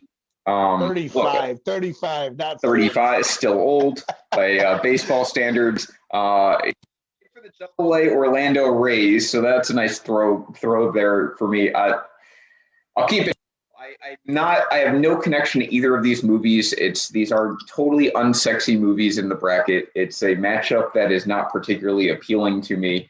There had to be one. This is a 15 versus 18, so it's close on paper. 15, Fear Strikes Out at a 77. 18, The Rookie had a 70, so they're both equally liked almost. I'm going to literally go with Florida on this one. I'm going to go with The Rookie because it at least has some ties to where I live, so that's cool. And like I said, I'm kind of with Henry. I just no interest in this Boston garbage if it wasn't an overly great movie. I defended Fever Pitch. I am now using that hatred against Fear Strikes Out. So there you go. Let's get to you, Ricky. What are your thoughts? Well, let me just give you my thoughts real quick because this is the worst matchup out of all of the bracket. I don't really like these movies, but to piss you and Henry off, I'm going with Fear Strikes Out. We have a split in the fan vote so far, early results, so that might play a role here. So we're at 1-1. Austin, do you have any sort of strong thoughts on this matchup? Again, this is a very unsexy matchup. I've watched The Rookie a couple times. It is not. I mean, Dennis Quaid is okay. The storyline is okay. It's just an okay movie. It's not the greatest movie in the world. I have never seen Fear Strikes Out, and I could not find it for the purpose of this research. But yeah. What I really looked at was which of these movies either seemed or was more interesting. And I think because of how I grew up, and I watched a lot of people, not myself, but a lot of kids growing up, that I played with, they had a lot of domineering dads, and they tried to, make them go to the majors and ruin the relationship and whatever. I've seen that, I kind of relate to it a little bit. And I got to piss off you guys as a guest at least once. I'm gonna go with Fear Strikes Out. So we chose the wrong guests for this matchup. I'm gonna mute him right now. Yeah, we got a 2-2 in the comment section. We have a 1-1. I need someone. There are apparently more than the higher seed wins, guys. That's just the way it goes. There are more than 2 people watching. So someone please vote in the comment section. You will literally decide the winner of this matchup. But otherwise, I think I have to agree with Ricky. It's got to go to the higher seed in the event of a tie. We'll see if any votes come in. Yeah, we'll leave it open for now, and then we'll come back to it. Yeah, I'll leave it open all night if I have to. Oh, there we go. We got a Fear Strikes Out. So that's from Ricky. Yeah. No, that's a negative one. I'm from Chicago. We get to vote twice here. Yeah.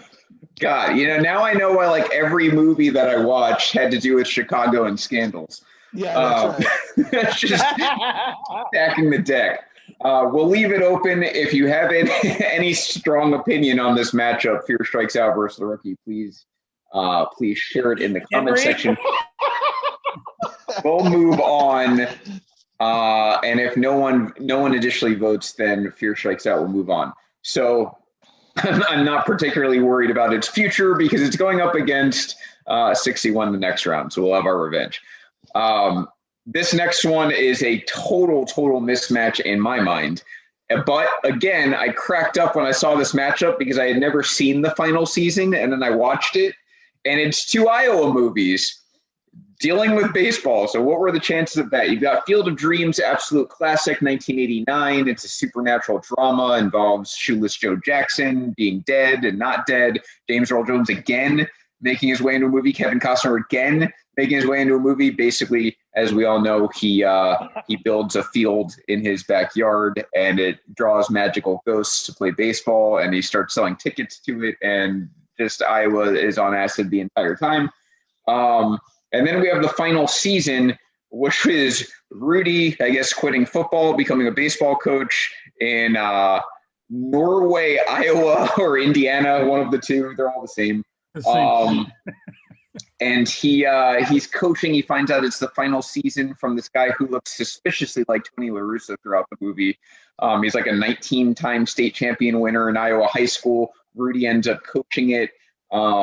And it's the story about that. They end up winning the national championship. I got to be honest with you guys. I started the final season. I had high hopes for it because it was a baseball movie I'd never seen before. I like Sean Astin. Rudy's one of my favorite sports movies. It didn't do it for me. This movie was just, it did not have anything in it that kind of gripped me beyond just it had to do with baseball. I'm pretty biased against high school baseball too. I find that maybe the worst of the, I'd rather watch Little League than college, and I'd rather watch college than high school. So that's kind of where I'm at with it. Field of Dreams, by the way, doesn't need defense. It's an absolute classic. No contest for me. I'm going Field of Dreams. Curious to get your guys' thoughts. Austin, why don't we go back to you here? Really, it's really no contest. It's got to be Field of Dreams. I had never watched the final season. I watched the trailers. I looked at the synopsis, and I really had no interest in seeing it because it looked like it sucked from the beginning. Yeah, you were right. I had no interest in watching the final season. It was a pretty easy decision for me. Without even seeing the movie, I knew Field of Dreams was better. It's just a classic. So. Absolutely fair. Henry, what are your thoughts? I don't even think we should waste time on this. Field of Yeah, I think we can cruise right through. Ricky, I assume you're going Field of Dreams as well? Absolutely. Okay, we don't even need a crowd vote for that one. Field of Dreams moving on. We do have a tiebreaker. We should call that probably a mercy rule then, on that one. Yeah, that was a beatdown. Yeah. Hey, Bry gives us Field of Dreams anyway, so it's a clean sweep again. Henry, what's the tiebreaker here you're talking about? The tiebreaker in the comments for the rookie. No, really? You're not. That could be you. Hell no. The life group difference. The life group difference accounts. A different account. Good try, Calhoun. I think they want to torture us, and literally one person can throw out a vote, and no one wants to do it. Let's move on to the next matchup here. Let's be real. If it makes any sense, either one of those movies is still losing in the next round. Yeah, they're getting beat down. I'm trying to set up a Yankee Red Sox series here. Come on. Yeah. You guys don't want that? I'll like it once I see the results. So let's go here. This is a really intriguing matchup to me. Well, not so much this as the next round after this. Number 10, A League of Their Own, which scored a solid 84, going up against number 23, Everybody Wants Some, which had a 68, but an 87 by critics. Those are your matchups. So we'll start with Everybody Wants Some. I think it's the lesser known movie. And it just occurred to me I brought up the Van Halen album instead. So we'll start with A League of Their Own instead. A League of Their Own stars a very kind of underappreciated era of baseball, which was the All-American Girls Professional Baseball League during World War II. Women came in and played baseball instead while men were all fought war. And basically all you have to know is that Madonna's in it, Rosie O'Donnell's in it, Tom Hanks is in it. They all do a fantastic job, I think. It's a great storyline. It's well acted, and the ending is probably one of the best endings I've seen in a baseball movie. So those are my thoughts. It's utterly quotable it's like an underrated quotable movie. And of course, how I felt about The Perfect Game is the exact opposite with League of Their Own. I thought that the action in this movie was amazing. So there you go. Let's toss it around, though, before I cast my official vote. You can probably guess which way that's going. Everybody Wants Some. I got it. 2016 team comedy. I don't even know if this is right. No, they had an all-state pitcher in high school, moves into an off-campus house with other members of the college baseball team. Blah, blah, blah. Next morning. All right, seems like there's some love in there. There's some college involved. It's going up against League of Their Own. I don't think I need to go further. Let's go to it. Ricky, what are your thoughts here? Listen, I didn't even watch the other movie. I'm not gonna front. It wasn't really necessary. It was not. There were so many. There was I think like 6 or 7 movies I hadn't watched, and I didn't get to all of them. That one was one of them I didn't get to. So, League of Their Own. I mean, classic. There's no crying in baseball. Come on, everybody understands that. It was just a great, good one. It's got the feels. It's a good one. That the sibling rivalry concept that they throw out in that movie as well. Just out of baseball, just not being good enough. Thinking you're not good enough and the other siblings always good. It's got a nice line in that. And I really like that kind of play that they did in the movie. I really enjoyed that. Very fair. A sister sibling rivalry in a baseball movie that they made work, and an alcoholic Tom Hanks. I mean, you take a step back and say, if I had told you those were devices in a baseball movie, you'd be like, this is the worst movie ever. And it's absolutely not. Henry, what are your thoughts? It's actually, like you said, it's not. And if anything, it's damn near close to the perfect baseball movie. Plenty of quotables. I can't let the irony go of a movie about an all-female baseball league going up against Everyone Wants Some. I mean, come on. With 2 exclamation points, I should point out. Yeah, come on. Yeah. League of Their Own, and it's not close. Austin, any different, any very controversial thoughts here? I mean, nothing controversial. I just feel like I didn't watch Everybody Wants Some. But I feel like reading the synopsis, Everybody Wants Some was like they tried to make American Graffiti a baseball movie. Yeah. That's kind of what it seemed. That's kind of what it seemed like. And I really wasn't interested in watching it. I never got to it, and I'm kind of glad I never got to it.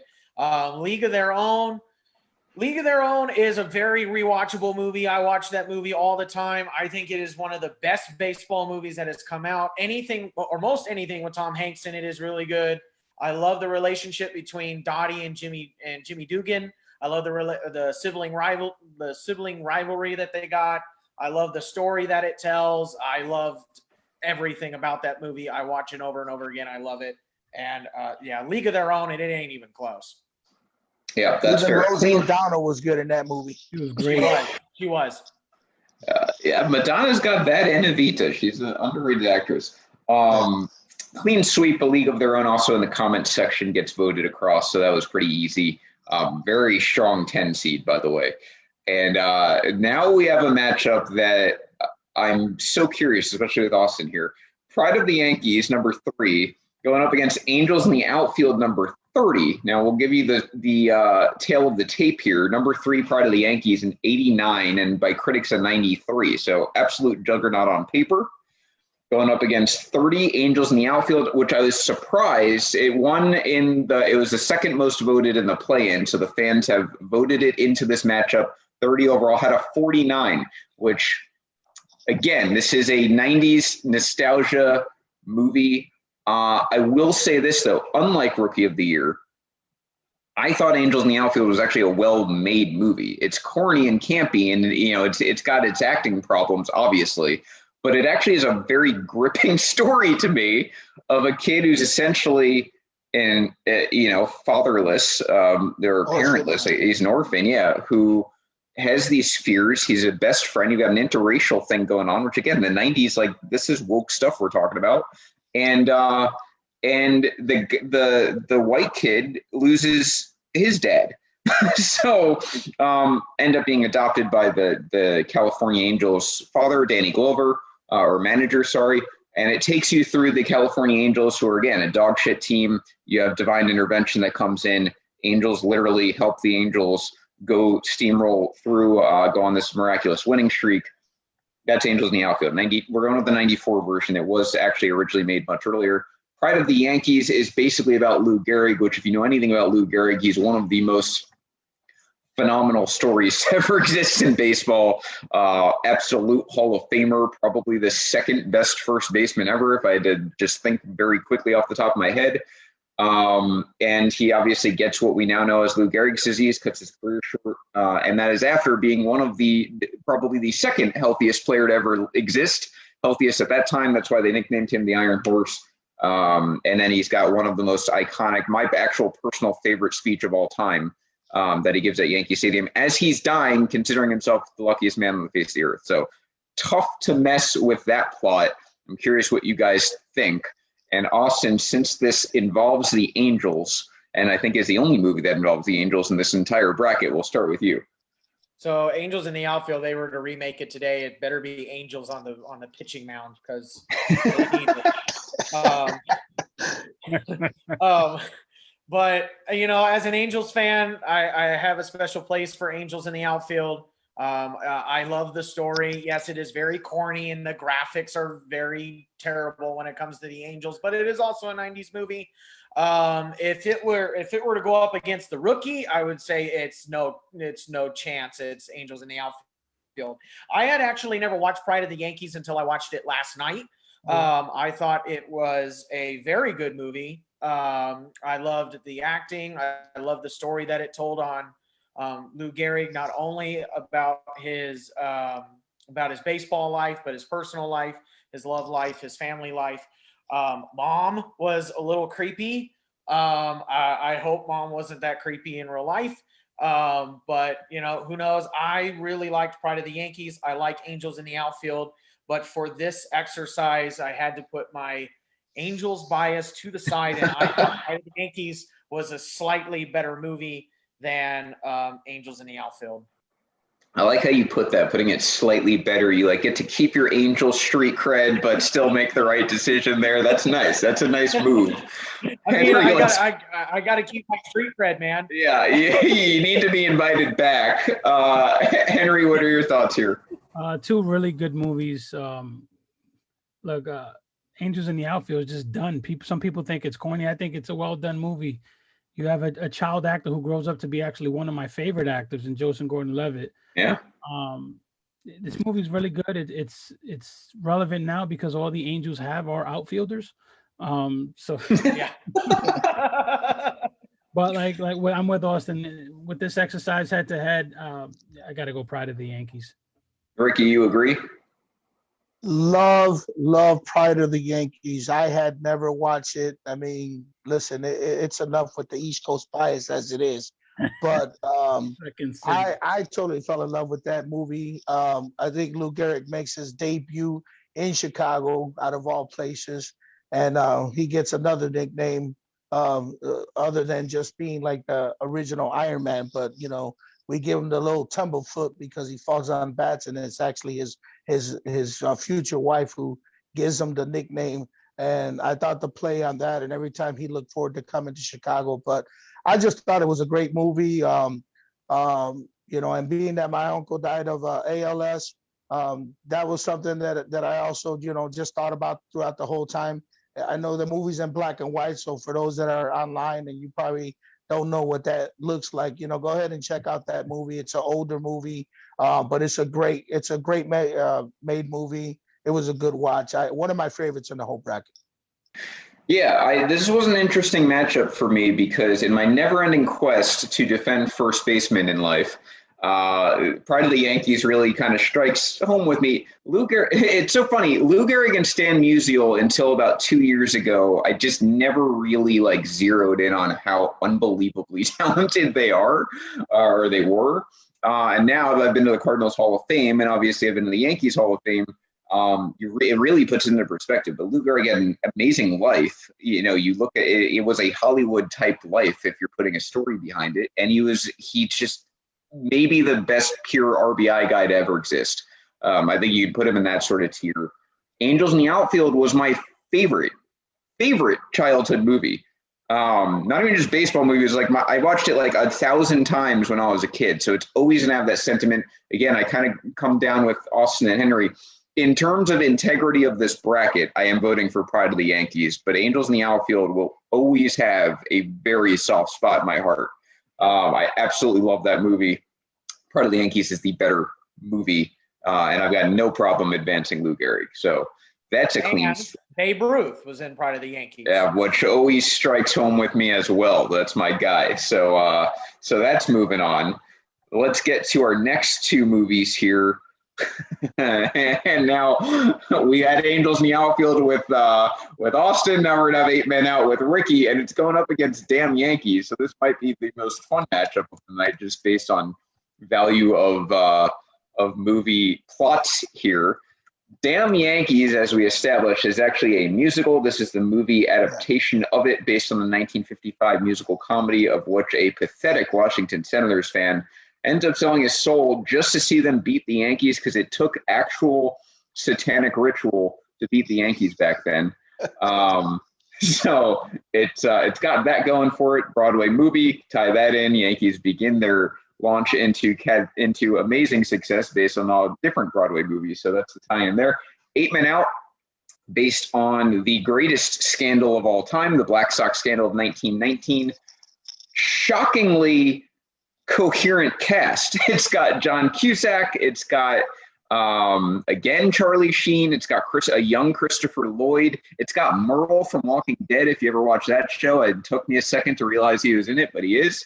And just a really good cast about the 1919 scandal, and what a piece of shit cheap ass that Comiskey was. So we'll go to you first, Ricky. I'm guessing you have the strongest feelings of all based on this. What are your thoughts on these two movies? Well, that spirit has come down on Reinsdorf. We still have the cheapest order. Listen, I was already pissed off that those damn Yankees made it anyway. It's a damn musical. You don't put that in a GOAT movie bracket. That stuff shouldn't have been there. The best part of that was that at least the guy sold his soul to the devil to try to dispatch the Yankees. Listen, this is where the whole saying Yankees ruin baseball was born, okay? Everybody knew that the Yankees ruined baseball. This guy was a fan. He was tired of it. Says, get off the couch, go hit a couple dingers yourself, and go beat the Yankees yourself. But listen, he's not going to match up against 8 Men Out. It's a scandal. The White Sox won the World Series in 1917. They were, a real good team, and maybe they weren't getting paid the money they need to get paid, and you already know the story. I don't want to give a lot of weight, but this hurts my heart. But 8 Men Out wins by a landslide against that musical. You might as well put Grease in there. Goodness gracious! Tell me more. Tell me more. I've got a response. I've got a response to that exact comment, but I'll wait. We'll go to you, Henry. What are your thoughts here? The Yankees are so goddamn good that even a musical makes it. I think this is the 4th installment of Yankee-centric movies in here. I will say this side of the bracket made me feel better that I wasn't being biased against the older movies. Because on the other side, a lot of the older movies I didn't enjoy. I just didn't like. The older movies on this side of the bracket I did enjoy. But like the Yankees versus White Sox all-time head-to-head record, I will go with the winning franchise here, and I will choose the damn Yankees over 8 Men Out. Unfortunately, the Washington Senators get tied into that victory, but I'll let it slide because they were just about the worst franchise to ever exist. Austin, we'll go to you, and then I'll close it out.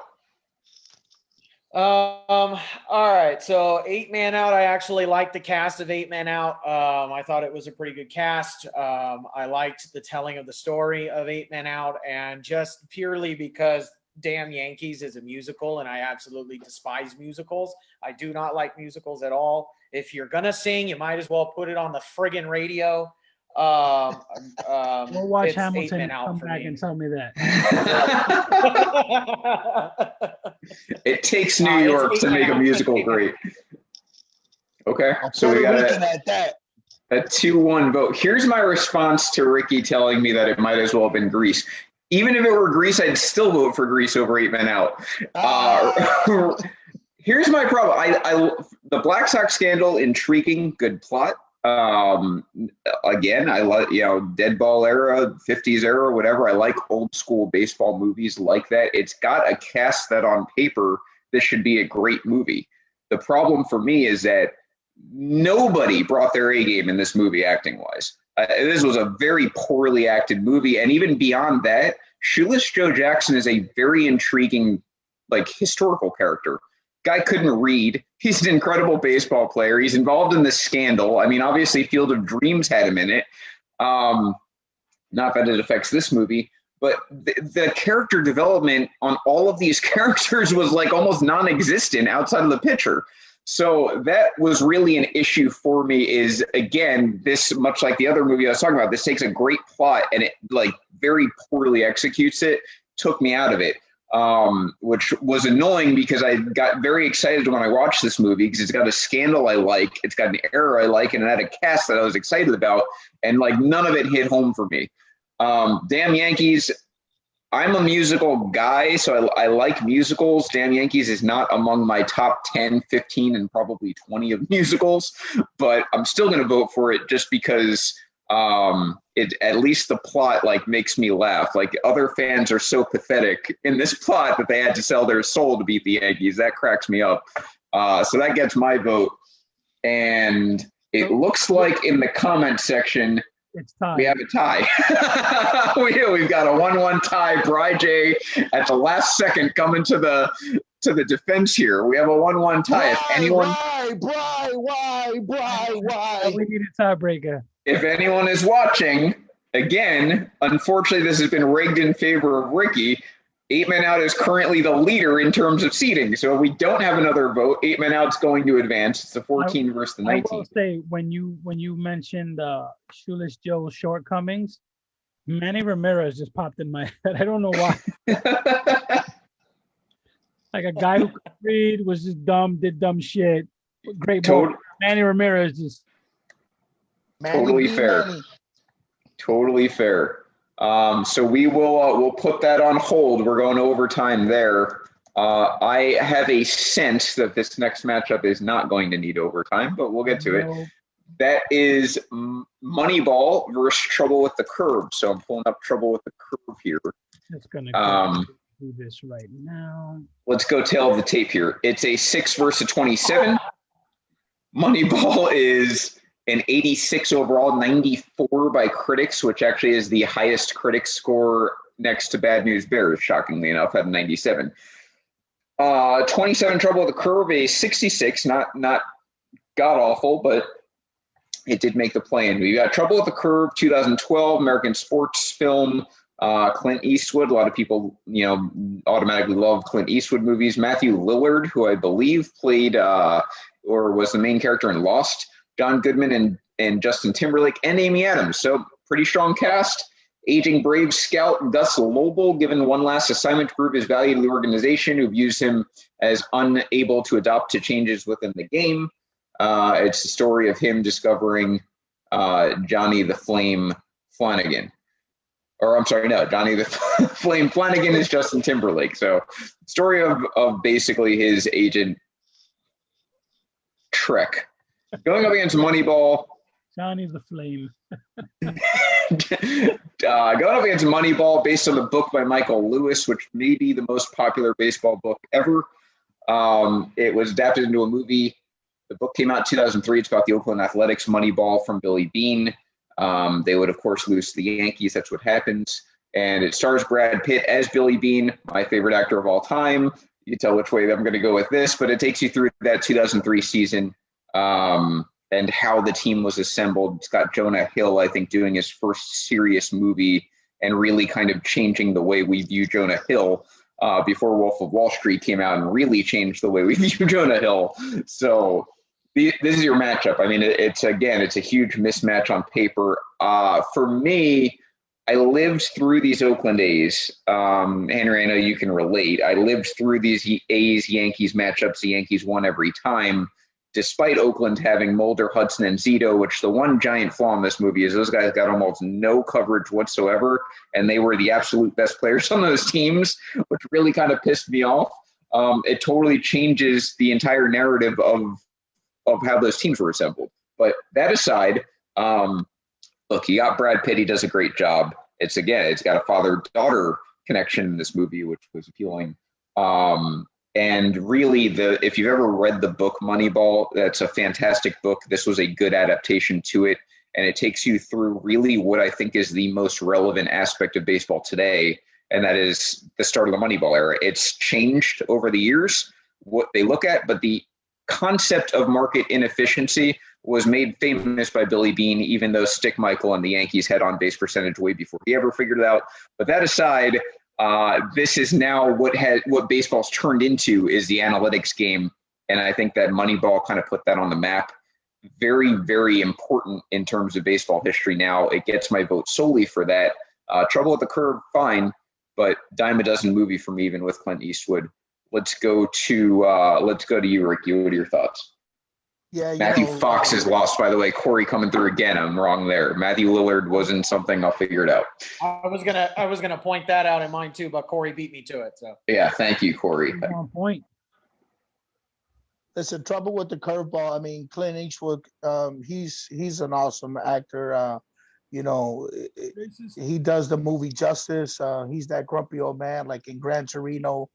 So many great movies that man does, but there's just no way that it's going to be Moneyball. Moneyball is one of those movies that introduces a lot of fans to, sabermetrics and the whole, way of looking at baseball. And it's ironic that both of these are looking at baseball, one from the scouts purist format and looking at it from the naked eye to looking at it, the way Jonah Hill came in and started bringing out all these stats that everybody didn't know, what the hell was going on in that time.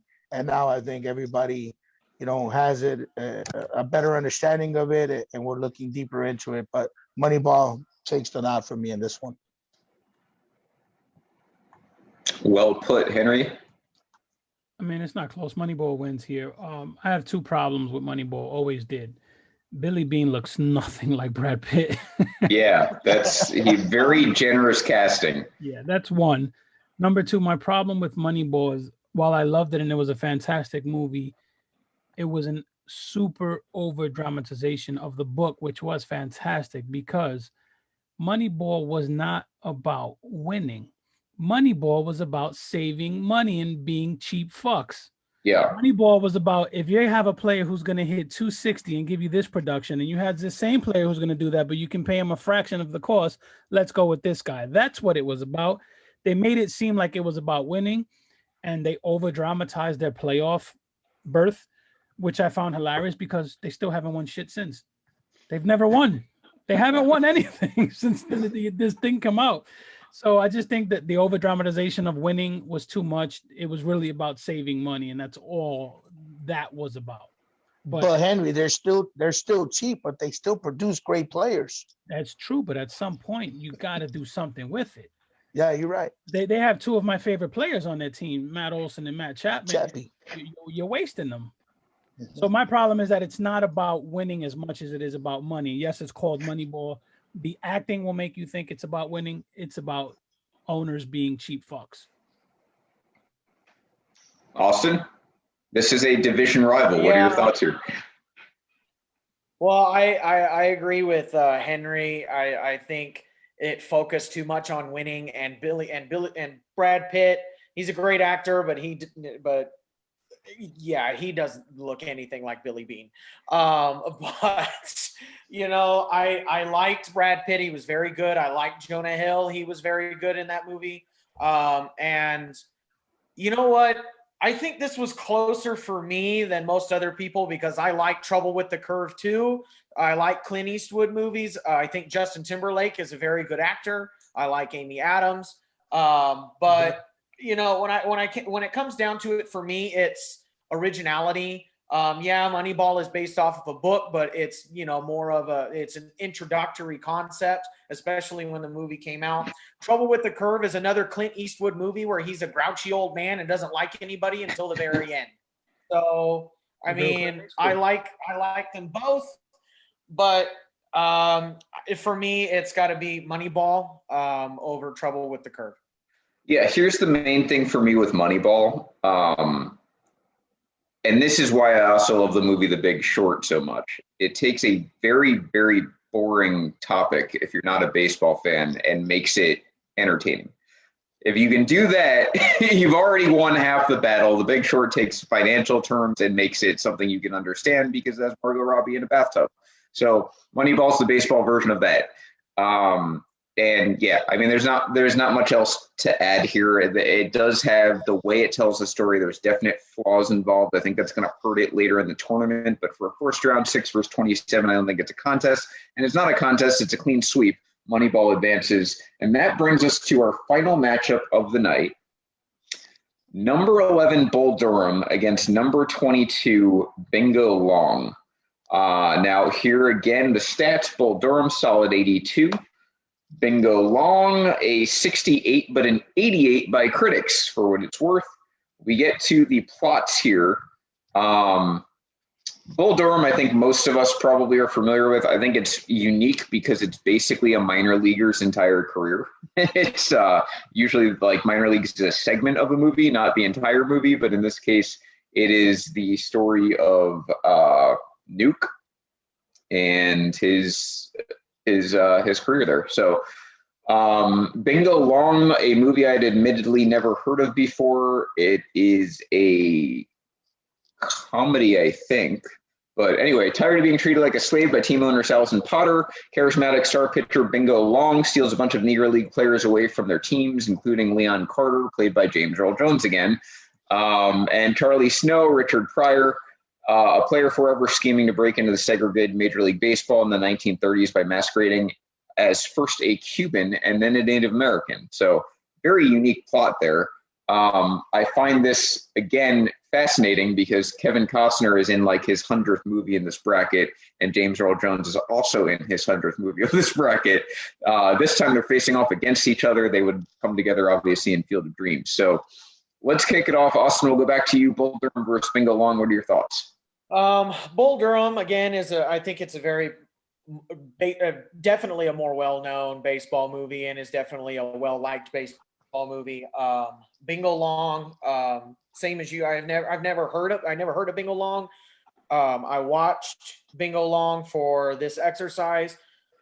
It's a good plot. It's a very unique plot. I like the plot line. I liked James Earl Jones in the movie. I thought he was very good. My problem with Bingo Long is I feel like whenever the characters were introduced with a problem, the problem got solved really quickly. I feel like the storyline never gave the problem a chance to develop. It was like, oh, the owner decides to do this. And then the first idea that Bingo Long's All-Stars come up with, that's what they're going to do, and it works. So I felt like the storyline was very rushed, and there were too many times when the problem got magically solved. I like Bull Durham. I get some chuckles out of it. I think it's a good movie. Going on into the tournament, if Bull Durham makes it past this round, I don't think Bull Durham will last with some of these other movies that are coming out of this bracket. But for the purposes of the first round, I mean, I think I got to go with Bull Durham over Bingo Long, although Bingo Long is a very lighthearted, good movie. I just have some problems with the arc of the storyline. Okay, going with the favorite, Ricky. I got to go with Crash Davis here and Bull Durham. The player to be named later. I love that. I love that when he shows up and he says, "Who are you?" He says, "I'm the player to be named later." This guy spent 19 years in the minors. He actually broke the home run record with 247 home runs in the minors. That's a long time to be in the minor, or whatever it was, the amount of years he was. But yeah, 247 home runs to break in the minors. That's kind of pretty funny. But I grew up watching Richard Pryor movies. Richard Pryor was one of those guys that was cast in a lot of movies, a lot of comedies. He's always going to make things light, but he's also had some pretty good movies. This was one of those movies that you could either like or you could hate. For some reason, I don't know what it is. I think sometimes, I think we've talked about this earlier. Sometimes like these casts, they don't get the publicity, or maybe they don't get the push This movie was an okay movie. Probably doesn't stand up with since it's a later movie, doesn't kind of stand up with movies of today. So, but I'm gonna go with Bull Durham. I enjoyed that movie. Yeah, the two things I'll say about Bull Durham. One is that I think it teaches a lot of cool little baseball things within it. One thing that sticks out to me about Bull Durham is when the catcher basically tells the batter what pitch is coming because the pitcher didn't want to throw what he wanted them to. It's got little intricacies like that in it that I think make it very enjoyable if you're a baseball fan. I may or may not have done that once or twice as a catcher. Yeah, in your career, yeah. It's so stuff like that was really neat. Like I said, the other part was that I just think it's a very unique perspective in terms of a career minor leaguer. You don't get that angle too much. I don't think they went too far in depth as to the struggles of that because those guys make like $7. But you got to see basically just playing in like Midwest towns for the most part. There's nothing glamorous about it in that regard. So, Henry, what are your thoughts there? My official vote, by the way, is for Bull Durham as well. I mean, you have two really solid movies, two different type of movies. One movie's fun, one's a little more serious. To Corey's point earlier, Sugar was probably, based off of Bull Durham a little bit. We still need a really good minor league movie, I think. But in terms of just which movie was a little more enjoyable, probably Bull Durham. So that'll get my vote here. Okay, so there you go. So our first round here is wrapped up. We did it just over 2 hours, so we almost made it. Well, we have some maintenance here. We have two movies. Yeah, so what I want to do with that is let's throw it to Baseball Life as the tiebreaker. We'll set up two different polls. We'll say that they got tied. We'll have Baseball Life vote on it. I'll make a deadline of, we'll say Wednesday, end of day. I don't want it to vote all week, but we'll give it a couple days. Give it 24 hours at it next time. All right, yeah. We'll give it, we'll have it set posting Monday and we'll close it at the same time on Tuesday. So we'll get those two passed on. We'll figure out those matchups. Henry, do you have the bracket as is? Yeah, it's filled out already. I'll send it to Ricky. Okay, so we will post the bracket. We will post the two tiebreakers we have going. Thank you very much to Austin and Ricky. I know this was a marathon. Thank you for coming on, talking baseball. Really appreciated having you. Next week, 1 week from today, 7 p.m. Eastern time, we're going to finish this up, the final 16 baseball movies. Jason Brooks from the Workshoot Wrestling Podcast on Thursdays is going to come on as a guest, and so is Randy Hammond from the Audible on Tuesdays in Football Life. So they're going to come on, finish this up with us. They'll be our two guests. We will see if we get Rob back or not. If not, either way, we'll take in that, like we've been doing the crowd consensus. That was a lot of fun. And we'll see you guys next week. Again, thank you to Ricky and Austin. This has been Dong City. Everybody have a great night. Dong City, bitches.